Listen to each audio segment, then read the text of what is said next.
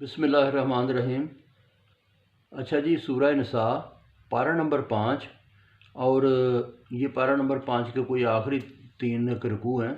یہاں پہ اللہ تعالیٰ فرماتے ہیں کہ بیان ہے کہ ناجائز قتل جو ہے نا وہ حرام ہے، مسلمان کو قتل کرے یہ حرام ہے۔ تو اللہ تعالیٰ فرماتے ہیں کہ نہ مسلمان مار ڈالے مسلمان کو، غلطی سے مارا تو خون بہا دے اس خاندان کو، گر توفیق نہ ہو تو روزے رکھے، اللہ جانتا ہے تمہارے رکھے روزے، نہ گر توفیق نہ ہو تو رکھے روزے، اللہ جانتا ہے تمہارے دل سوزے۔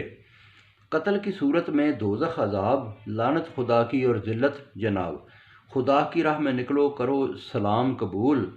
جو شک میں رہا وہ ہے حکم عدول، چاہتے ہو تم صرف دنیا کا مال، چاہتے ہو تم صرف دنیا کا مال، خدا کے پاس ہیں نعمت کمال، درجے میں بڑھ کر صرف مجاہدین، بیٹھنے والے پیچھے یہ کر لو یقین، مت موت آئے تمہیں بے بسی میں، وطن چھوڑ جاؤ حالت بے کسی میں، مجبور ہو تو رکھو خدا سے امید، اللہ کی راہ میں وطن چھوڑنے کی ہے تاکید، نماز میں کشائش ہے حالت سفر میں، نماز میں کشائش ہے حالت سفر میں،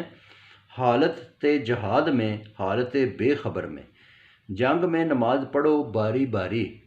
کافروں سے جنگ کی بھی رکھو تیاری، نماز پڑھ چکو تو خدا کو یاد کرو، کافروں کا پیچھا کرو انہیں برباد کرو،